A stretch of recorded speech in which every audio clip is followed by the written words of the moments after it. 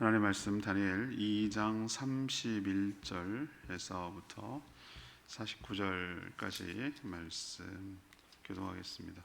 다니엘 2장 31절에서 49절입니다. 오늘은 11월 25일 금요일 아침입니다. 11월 25일자 본문 다니엘 2장 31절에서부터 49절까지 말씀 교독하도록 하겠습니다.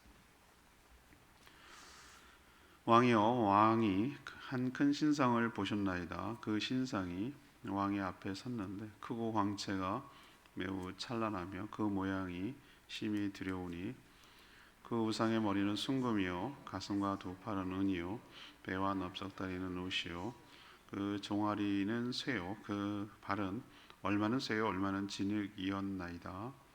또 왕이 보신즉 손대지 아니한 돌이 나와서 신상의 쇠와 진흙의 발을 쳐서 부서뜨리매 그때 쇠와 진흙과 녹과 은과 금이 다 부서져 여름 타작 마당에 겨같이 되어 바람에 불려 간 곳이 없었고 우상을 친 돌은 태산을 이루어 온 세계에 가득하였나이다. 그 꿈이 이러한즉 내가 이제 그 해석을 왕 앞에 아뢰리이다. 왕이여, 왕은 여러 왕들 중에 왕이시라. 하늘의 하나님이 나라와 권세와 능력과 영광을 왕에게 주셨고 사람들과 들짐승과 공중의 새들 어느 곳에 있는 것을 막론하고 그것들을 왕의 손에 넘기사 다 다스리게 하셨으니 왕은 곧 그 금 머리이니이다. 왕을 뒤이어 왕보다 못한 다른 나라가 일어날 것이요 셋째로 또 놋 같은 나라가 일어나서 온 세계를 다스릴 것이며 넷째 나라는 강하기는 쇠 같으리니 쇠는 모든 물건을 부서뜨리고 이기는 것이라. 쇠가 그 모든 것을 부수는 것 같이 그 나라가 문 나라를 부서뜨리고 찌을 것이며 왕께서 그 발과 발가락이 얼마나 토기장이 진흙이요 얼마는 쇠인 것을 보셨은즉 그 나라가 나누일 것이며 왕께서 쇠와 진흙이 섞인 것을 보셨은즉 그 나라가 쇠 같은 든든함이 있을 것이나 그 발가락이 얼마는 쇠요 얼마는 진흙인즉 그 나라가 얼마는 든든하고 얼마는 부서질 만한 것이며 왕께서 쇠와 진흙이 섞인 것을 보셨은즉 그들이 다른 민족과 서로 섞일 것이나 그들이 피차 합하지 아니함이 쇠와 진흙이 합하지 않음과 같으리이다. 이 여러 나라 왕들의 시대에 하늘의 하나님이 한 나라를 세우시리니 이것은 영원히 망하지도 아니할 것이요 그 국권이 다른 백성에게로 돌아가지도 아니할 것이요 도리어 그 이 모든 나라를 쳐서 멸망시키고 영원히 설 것이라.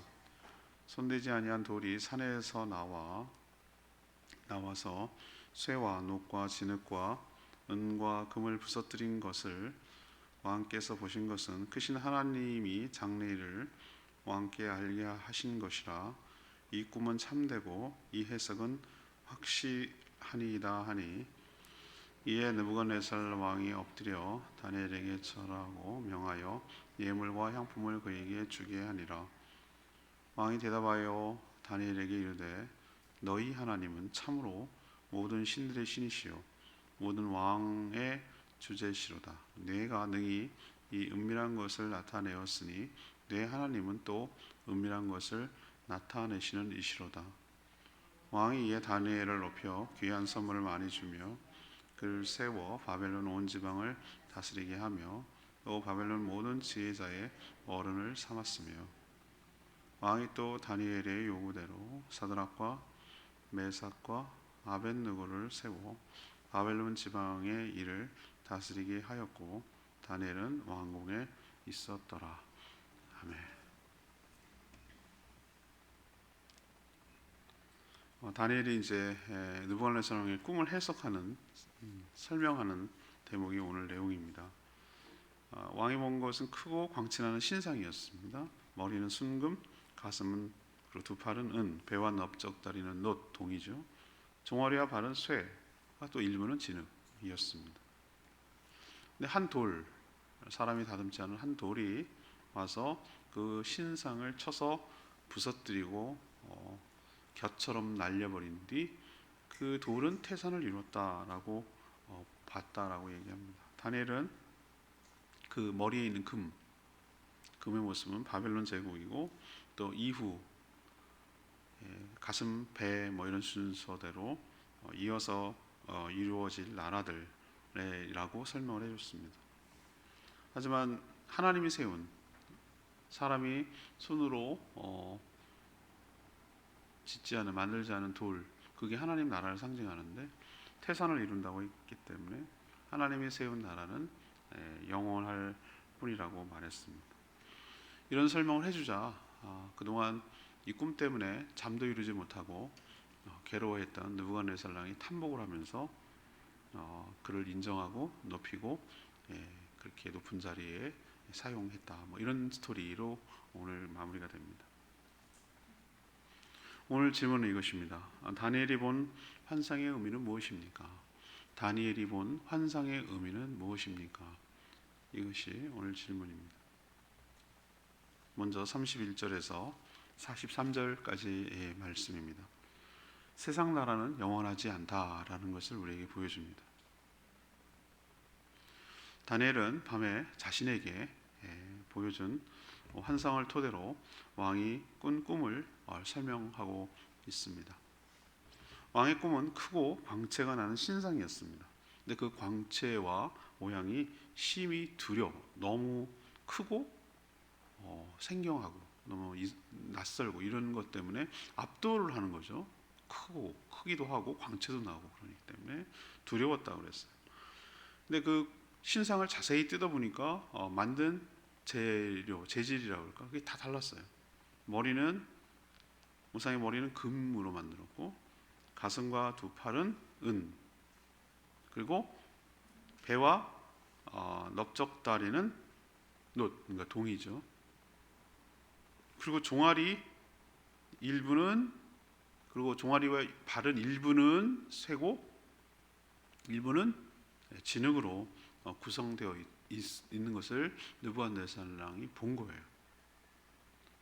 봤지만 뭔 뜻인지는 모르는 거죠, 그죠? 그게 너무 궁금하기도 하고 답답하기도 하고 이게 뭐지라고 생각해서 물었던 것이죠. 다니엘은 이것을 뭐라고 해석했냐면은 이 세상에서 진행될 제국, 다스리는 나라의 순서라고 설명을 했어요. 바벨론이 그 첫 시작인 머리 부분이라고 말을 했습니다. 금처럼 화려하지만 영원하지 않고 금방 다음 제국으로 넘어갈 것이라고 이야기를 한 것이죠. 목이 짧잖아요.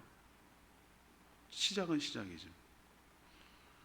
어차피 이 환상이라서 이 다니엘이 이렇게 얘기했다 하더라도 이게 뭘 실체를 의미하는지 학자들마다 다양해요. 역사를 어느 나라에 대입할 거냐, 이걸 좀 광범위하게 보는 사람도 있고, 그런데 많은 학자들이 어디에 이렇게 대입을 하고 동의를 하냐면은 처음에 바벨론이라고 했으니까 머리 부분이, 그 다음에 어느 부분으로 넘어가죠? 우리가 역사적으로 세계사를 배우면 알겠지만 메대와 바사, 은 부분, 그 다음에 놋은 헬라, 그리스, 그리고 철 부분이 바로 로마라고 보는 거예요. 그렇게 대입을 해서 해석을 하는 경우가 많아요. 여러분 느낌이 알겠지만 갈수록 재료가 좀 더 저렴해지죠. 근데 저렴해진다 하더라도 쇠가 더 강해요. 여러분 순금 보셨어요? 순금은 99% 물렁물렁. 은도 그러고요. 철은 안 그래요, 그죠? 근데 가치는 금이 더 가치가 있는 것이죠. 갈수록 저렴해지는데 마지막에 그 철이 굉장히 강력해서 모든 것을 부수는 만큼 강력하다는 것이죠. 이 얘기는 뭐냐? 세상 나라가 점점 강해질 수 있으나 빛을 잃어간다는 뜻이고, 또 쇠와 진흙처럼 전혀 섞일 수 없는 것이 함께 있다라는 것을 보여주는 것이죠. 이런 환상이 아니더라도 세계사를 보면 영원한 나라는 없었어요. 여태까지 없었어요. 다니엘이 본 것을 뭐 이렇게 대입을 시키더라도 영원한 제국은 없었어요. 여러분 알다시피 로마 이후에도 여러 나라가 일어납니다. 게르만족이라고 그렇고 그렇게 야만 스럽다고 로마 사람들이 생각했던 자들이 지금 누군지 아십니까? 프랑스 사람들이, 프랑스. 유럽에 있는 사람들이, 게르만, 독일, 프랑스 이런 사람들이 그들을 그때는 야만인, 진짜로 실제로 야만인이었어. 문명과 문화가 없었던 야만인이죠. 그렇지만 그들이 그 뒤를 이어가지고 어떻게 합니까? 예, 중세 시대 때 얼마나 패권을 잡고 합니까? 해가 뜨지 않은 나라가 영국이었어요. 뭐 전 세계에 해가 지지 않는 나라죠. 전 세계 다 식민지를 갖고 있으니까 어느 때든지 영국은 해가 지지 않았어요. 그만큼 제국을 강력하게 형성했는데 여러분 알잖아요. 그 전에 누가 있었죠? 스페인이 있었어요. 스페인이요. 그렇죠? 스페인이 무적 함대였어요. 그러다가 또 그 전에 또 뭐 네덜란드도 좀 한 번 했다가 포르투갈도 좀 힘 좀 썼다가 뭐 이런 건데 금방 넘어갑니다. 영국은 또 누구한테 넘어가는 거죠? 예, 미국한테 지리라고 상상도 못했어요. 독립전쟁 이후에 예, 이제 패권이 넘어갑니다. 물론 아직도 뭐 힘센 척하고 그러지만 독일 막 세계를 제패해 보겠다고 2차 세계대전 1, 2차를 일으켰지만 결국은 연합군한테 져가지고 지금 저렇게 됐죠. 러시아요? 우리 러시아 얼마나 무서워했으면 지금 보세요. 우크라이나 침공해가지고 그것도 절절매고 지금 전세가 분리하고 있는 것이죠. 영원한 제국은 없어요. 미국은 영원할 건가? 지금 당분간은 그래 보여요. 근데 중국도 지금 치고 올라오고 있고 덤비려고 하고 있고 그렇다면 제가 말씀드리려는 건 뭐냐면은 이 다니엘이 보는 환상이 아니더라도 세상의 여러 나라들과 역사를 보면 영원한 제국과 영원한 나라는 세상은 없다는 거예요. 계속 망하고 우리도 속담에 권불 10년이라고 해요. 권불 10년. 권력이 10년이 못 간다고요. 10년이 못 간다고. 물론 10년을 넘긴 사람도 있긴 있는데 그냥 속담에 10년을 넘기지 못한다 그러잖아요. 박정희 대통령 그렇게 유신 독재해도 뭐 얼마나 갔습니까? 영원할 것 같습니까? 자기 부하한테 총 맞아 죽을 줄 누가 알았냐고. 아유, 전두환 대단했습니다. 제가 대학 다닐 때. 영원할 것 같습니까? 아니요. 저렇게 비참하게 죽잖아요. 역사적으로 아주 욕하는 노태우도 영원할 것 같습니까? 둘이 같이 죽대요. 비슷하게 친구라서 그런지. 영원하지 않아요. 영원하지 않아요. 거기다가 막 너무 막 기대감을 걸거나 또 너무 막 이렇게 뭐 하는 거 너무 우스워요. 저 북한도 영원할 것 같습니까? 아닙니다. 저는 그렇게 보지 않아요. 하나님의 방법으로 희한한, 우리도 생각도 못한 방법으로 뭐 이렇게 싱겁게 끝날 거였어? 서독과 동독이 통일하듯이 뭐 이런 거였으면 우리가 그렇게 뭐 애달할 필요가 있었나? 이렇게 우리의 소원은 통일이라고 목매어 노력할 필요가 있었나라고 싶을 정도. 제가 생각하기에는 그렇게 어이없다는 건 아니고 정말 너무나 우리가 생각할 때 황당하게 너무나 쉽게 이렇게 통일될 수도 있는 거예요.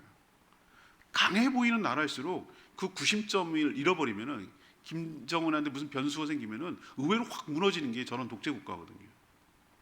그러니까 제가 여기서 말씀드리는 것은 이 쭉 다니엘이 본 그 환상이 아니더라도 우리가 기본적으로 성도로서 바라봐야 될 것은 뭐냐면 이 세상의 제국은, 이 세상의 나라는 영원하지 않다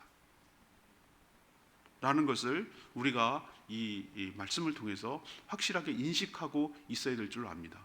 그런데도 여전히 많은 성도들까지도 권력에 기대감을 걸고 권력에 기대고, 물론 우리가 비판적으로 보고 뭐 잘못하는 것은 교체해야 되고 뭐 여러 가지 일을 해야 되지만 거기 너무 많은 에너지를 썼고 거기에 많은 막 기대를 하고 거기에 너무 많은 분노를 하고 거기에 인생을 소모하게는 우리 성도들이 뭔가를 놓치고 있는 것이, 사단이 거기에 계속 관심을 갖게 하는 거예요. 우리 정신 똑바로 차려야 돼요, 성도들.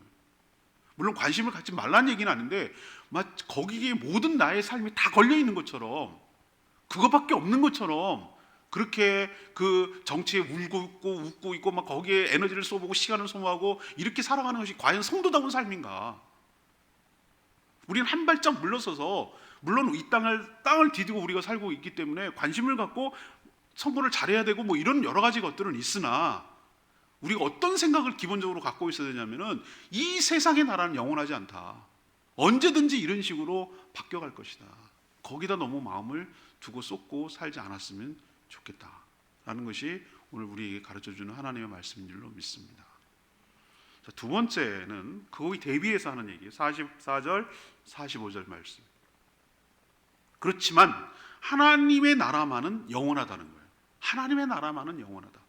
이걸 우리에게 이 환상을 통해서 보여줘요. 이런 기괴한 신상을 있는데 다니엘이 해석하는 부분 보면 그 느부갓네살이 꿈을 꾼 거죠. 그거겠죠. 근데 그 신상이 아까 뭐라고 했습니까? 두렵고 압도를 당할 만큼 빛이 나고 광채가 나고 컸어요. 그래서 두려워하고 있는데 기괴한 현상이 일어나요. 신상에 사람이 손대지 않은 한 돌이라고 했어요. 사람이 자연석이죠. 그러니까 사람이 인공적으로 만든 매끈하게 만든 이런 것이 아닌 사람이 손대지 않은, 이게 중요해요. 이게 하나님이 돌이니까 이건 사람이 만든 돌이 아니라는 뜻이에요. 그 돌이 딱 나와서 신상을 어떻게 합니까? 치는 거예요. 그 신상을 탁 부딪히는 거겠죠. 그래서 부서뜨려요. 근데 그 충격이 얼마나 컸던지, 그렇게 보세요. 은, 금, 논, 금, 이게 금방 그렇게 돌 하나 쳤다고 부서질 것이냐 이 말이에요. 근데 이게 환상이라고, 환상.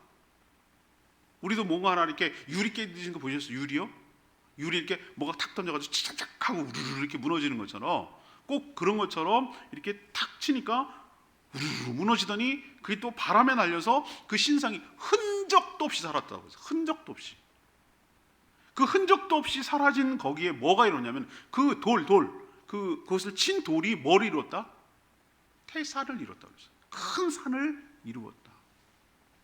그래서 온 세상에 가득했다라는 것으로 환상이, 꿈이 끝나니까 느부갓네살 왕이 너무너무 이상하기도 하고 충격을 받은 거죠. 이게 뭐였지? 이게 뭐지? 그런 거예요. 이것은 뭘 의미하는가 이제 해석을 해주는 거예요. 이것은 세상의 여러 제국들이 흥망성쇠를 거듭하지만 하나님께서 세우신 나라가 세운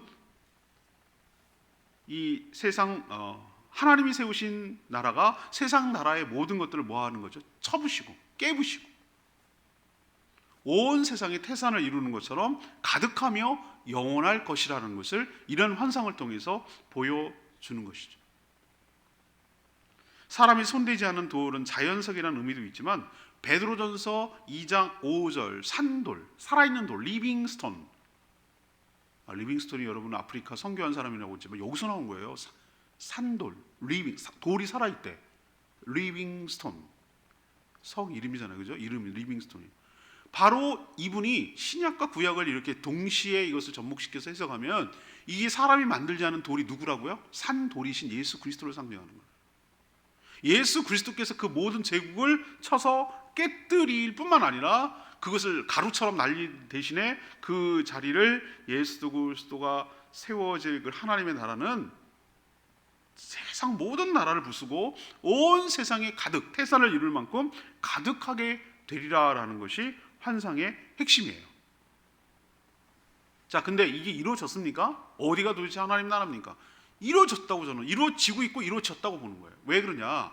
마지막 로마 시대 때 예수 그리스도가 태어나거든요. 로마 시대 때 우리가 통치할 때 태어나잖아요. 그리고 그 이후에도 로마 시대는 한동안 계속돼요.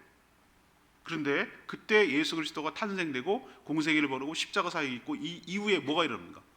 예수 그리스도를 통한 구원, 예수를 믿으면 구원 얻는 놀라운 그 복음이 확산되기 시작하는 그때부터, 그렇게 거대하고 그렇게 죽여도, 그렇게 순교를 당하고 그렇게 엄청나게 죽여도 기독교가 사그라지지 않아. 그 제국이, 로마 제국이 기독교에 무너지리라고 누가 상상해나 있겠냐고. 결국은 공인합니다. 결국은 기독교를 국교로 인정해버려요. 로마가 진 거예요. 완전히 져버렸어요. 죽여도 기독교인이 계속 번지니까 그냥 먹어버린 거예요. 이렇게 시작된 것이 제국을 깨뜨리기 시작하고 복음이 어떻게 됩니까? 전 세계 전 인류에 확산되어 오고 있죠. 언제 끝날 것입니까? 태산처럼 이루다가 주님이 오시는 날, 재림하시는 그날 완성될 것입니다. 그런 의미에서 이 복음을 통한 하나님의 나라가 눈에 보이는 나라가 아니라, 그랬다고 그랬잖아요. 제가 말씀드렸잖아요. 땅 이런 게 아니라 예수 그리스도를 믿는 사람이 그 자리에서 하나님의 통치를 받고 하나님의 통치를 받아서 그 뜻을 실현하기 위해서 살아가는 것이 바로 하나님의 나라인 줄로 믿습니다. 이 땅에 있다고도 할 수 있고 또 없다고도 할 수 있는 희한한, 그를 이 세상이 눈으로 볼 수 없는 하나님의 관점에서 보면 이 나라가 점점 확산되어 가서 전 세계가 하나님 나라로 바꿔지고 있는 것이죠.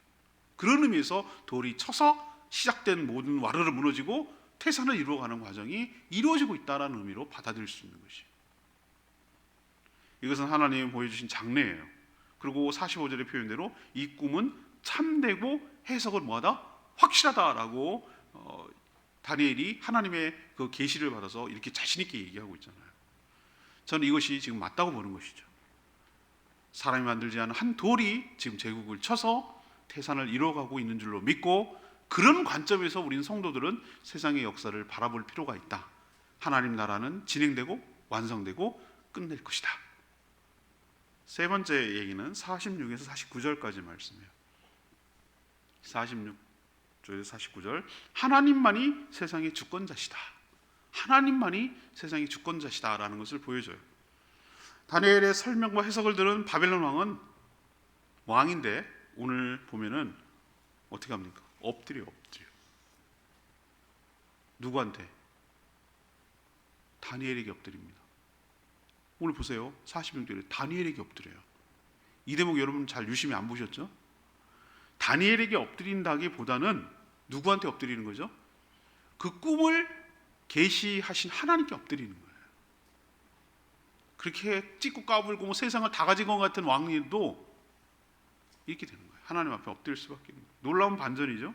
왕이 꿈 때문에 생긴 번민으로 잠을 이루지 못한 이 어려움, 이 고뇌를 단번에 딱 한 번에 그냥 확실하게 해결해 주었기 때문에 누구도 이렇게 해준 적이 없거든요.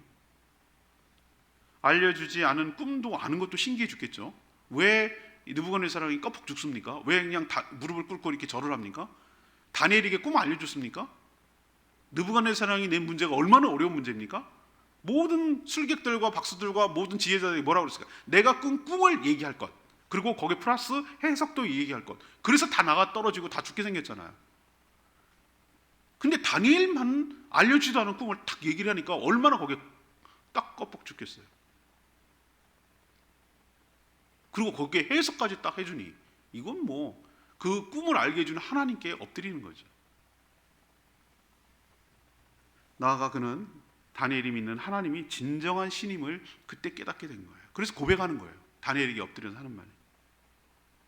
왕은 하나님은 모든 신들의 신이라고 표현하고 있어요. 그 이방인 왕의 입에서 이런 말이 나오는 거예요. 모든 신들의 신이며 모든 왕의 주제. 주제라는 말은 우리 잘 쓰지 않아요. 주제 넘게 이런 개념이 아니에요, 여러분. 주제라는 것은 뭐라고 할까? 으뜸 가는 군제, 최고의 탑 군주, 왕 이라는 뜻이에요. 그게 주제라고 말하는 거예요. 하나님만이 은밀한 것을 계획하시고 또 은밀한 것을 보여줄 수 있는 분이다라고 그 왕의 입에서 지금 고백하고 있어요. 바벨론이 섬기는 신이 있습니다. 마르둑 또는 벨이라고 부르는 자기들만의 신이 있어요. 이스라엘은 여호와를 섬겼지만 모든 민족은 자기 신이 있으니까. 그런데 그들을 섬기는 왕이 이런 고백을 했다라는 게 저는 놀랍지 않습니까? 하나님을 인정하고. 그래서 왕은 다니엘을 높여 바벨론을 다스리게 했으며 모든 지혜자들 다 죽게 생겼을 뻔했는데 목숨을 구해줬으니 얼마나 고맙겠어요. 그 지혜 있는 자들의 어른이라는 얘기는 이 나이가 그때는 젊거든요. 느부갓네살일 때는 다니엘이 젊었을 때예요. 나이가 많았을 때가 아닌데 얼마나 나이 많은 지혜자들, 얼마나 관록 있는 지혜자들이 많았을 때인데도 그 위에 어른이라는 얘기는 나이가 많아서 어른이 아니라 탑 우두머리로 그 지혜자들 그룹의 우두머리로 삼아 주시고 나머지 세 친구들도 관리로 임명됐어요. 처음에는 어떤 운명이었죠? 어떤 처지였죠? 죽을 처지였잖아요. 다 죽이라고 그랬잖아요. 그런데 주님의 은혜로, 하나님의 은혜로 죽을 처지에서 역전이 되어서 존귀한 자로 하나님께 쓰임받는 역사가 일어나게 될 줄로 믿습니다. 우리도 똑같아요. 하나님이 주관하시기 때문에 하나님이 주신 지혜로 역전의 역사가 우리 삶에도 일어나게 될 줄 믿습니다. 오늘 레마 말씀이 48절 말씀. 왕이 이에야 다니엘을 높여 귀한 선물을 많이 주며 그를 세워 바벨론 온 지방을 다스리게 하며 또 바벨론 모든 지혜자의 어른을 삼았으며. 다니엘은 바벨론 느부갓네살 왕에게 포로로 끌려와서 바사 언제 고레스 왕, 와 엄청난 시기예요. 세 왕조 4명의 왕을 모시고 69년을 타지에서 살았어요. 포로 출신 이방인이 이렇게 오랫동안 여러 왕들에게 존귀하게 쓰임 받는 것이란 정말 쉽지 않아요. 우리도 보십시오. 5년 만에 대통령이 바뀌면은 전에 썼던 장관 씁니까? 택도 없는 얘기, 택도 안 죽인 것만 해도 다행이에요. 안 쓰죠, 그죠? 왜 안 씁니다. 자기 사람 심지.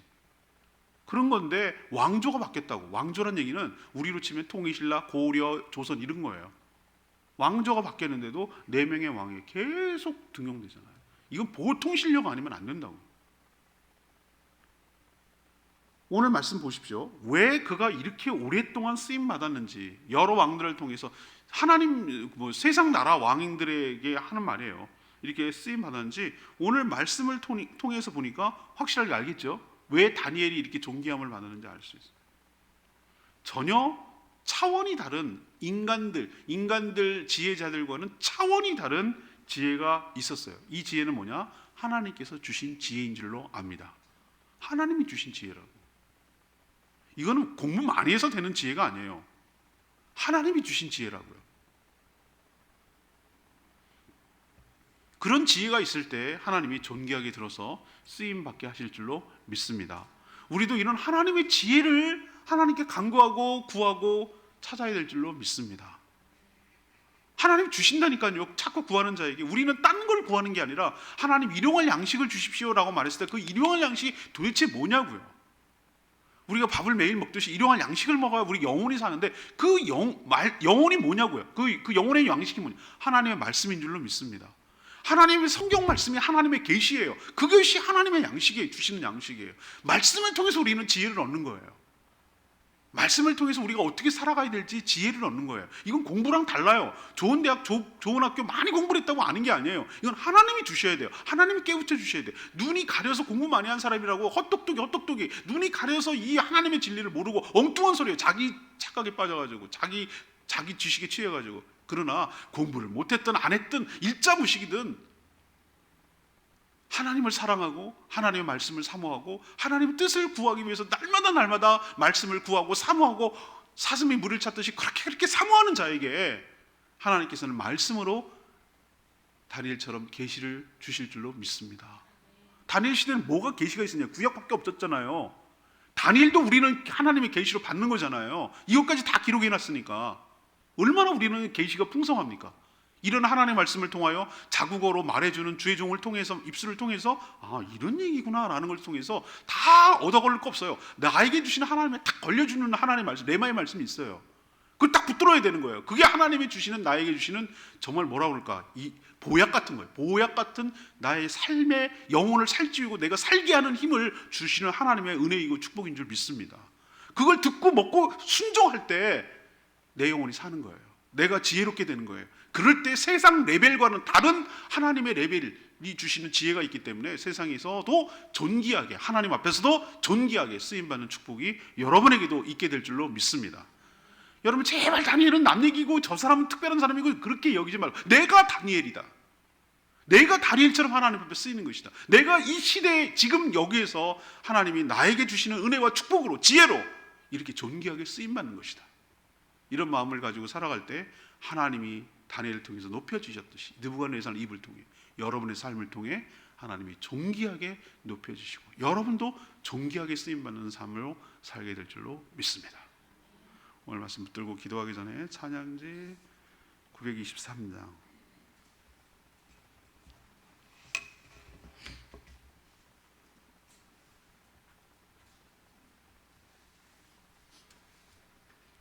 찬양지 923장 주님 나라 임하시네 이 찬양 부르고 하나님께 기도하는 시간 갖겠습니다.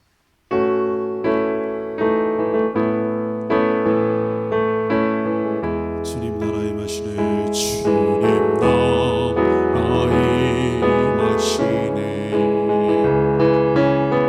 주의 날은 멀지 않았네 나는 일어나 주를 하나님 널 부르시네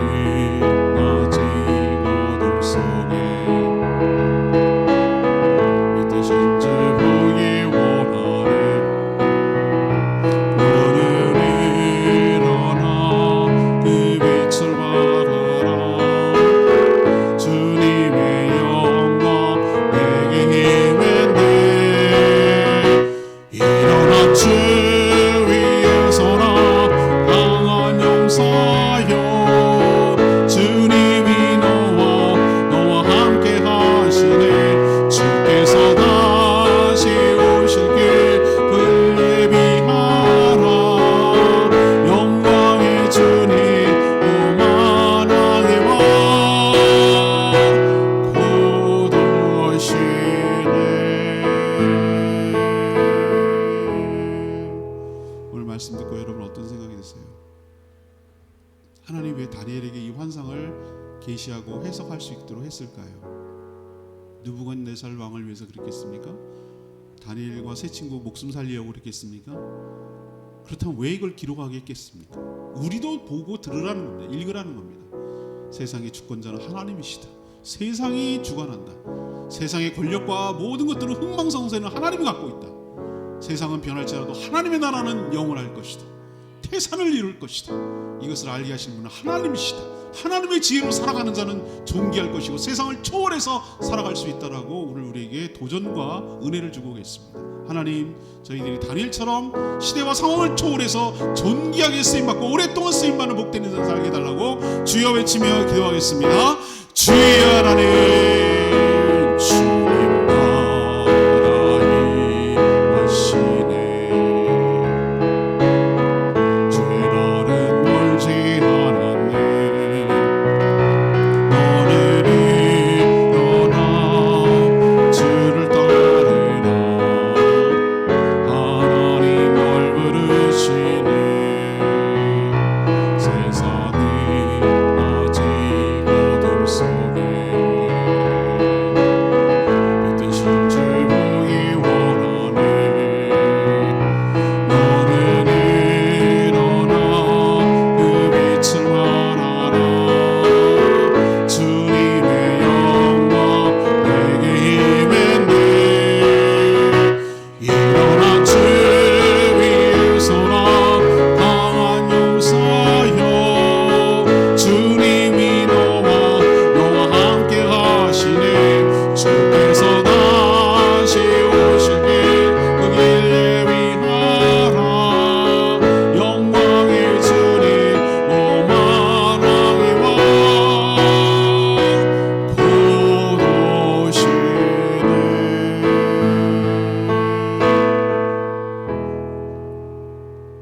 하나님, 다니엘이 풀어준 꿈과 환상을 통해 세상 나라의 흥망성쇠는 오직 하나님의 손에 달려 있으며 그런 세상의 나라들은 결코 영원하지 않음을 깨닫습니다. 하지만 한 돌이 세상 나라를 쳐서 부수며 사라지게 할 것이며 온 세상에 가득하게 될 줄로 믿습니다. 하나님의 나라만이 영원 무궁할 줄 믿습니다. 예수 그리스도께서 오셔서 시작되었고 다시 오실 때 이 모든 하나님의 나라는 완성될 줄 믿습니다. 하나님이 주신 지혜는 세상의 지혜와 전혀 다른 지혜임을 깨닫습니다. 저희도 다니엘처럼 하나님이 보여주시는 말씀, 그 계시에 따라 세상에서 살지만 지혜롭게 살게 하여 주시옵소서. 다니엘처럼 존귀하게 쓰임받도록 축복하여 주시옵소서. 오늘도 하나님의 말씀 듣습니다. 그 말씀을 붙듭니다. 나에게 주신 레마의 말씀을 붙들고 오늘 하루 넉넉하게 승리하며 살아가게 하여 주시옵소서. 주님께 모든 것 맡겼고 예수 그리스도의 이름으로 축복하며 기도합니다. 아멘. 오늘 하루도 주님의 은혜 가운데 살아가는 복된 하루 되기를 축복합니다. 모이는 목장들마다 은혜가 충만하기를 기도합니다. 충분히 기도하고 하루 시작하겠습니다. 기도하겠습니다.